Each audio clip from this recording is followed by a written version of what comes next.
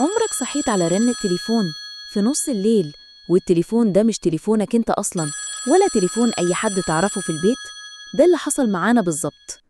اول سنة ليا في الجامعة قررت اسكن مع 3 من صحاب عمري. كنا فاكرينها مغامرة حلوة، بس ما كناش نعرف ان الشقة دي كانت بتخبي لينا كابوس. الموضوع بدأ بحاجات صغيرة زي خيال احمر خفيف بيعدي من قدامي فجأة وانا قاعدة لوحدي في الأوضة، بس لما ألف مفيش أي أثر لأي حاجة.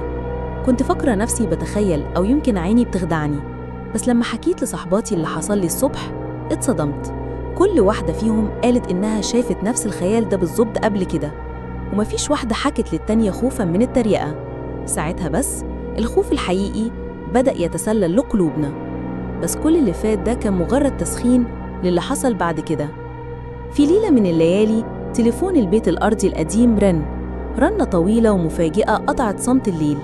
كانت الساعة عدت نص الليل بكتير. قلبنا كان هيقف من الخوف. مين ممكن يرن في الوقت ده؟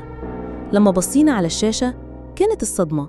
لقينا رقم تليفون واحدة من صحباتي اللي قاعدة معانا في الأوضة، وتليفونها أصلاً كان مرمي على سريرها في أوضتها اللي جنبينا.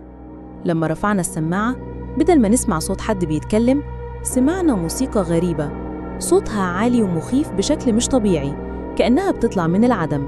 لما جرينا على الأوضة اللي فيها تليفونها لقينا التليفون مرمي زي ما هو على السرير، بس الصوت اختفى تماماً وكأن مفيش حاجة حصلت. بعد الليلة دي ما قدرناش نقعد في الشقة دي ولا دقيقة واحدة زيادة.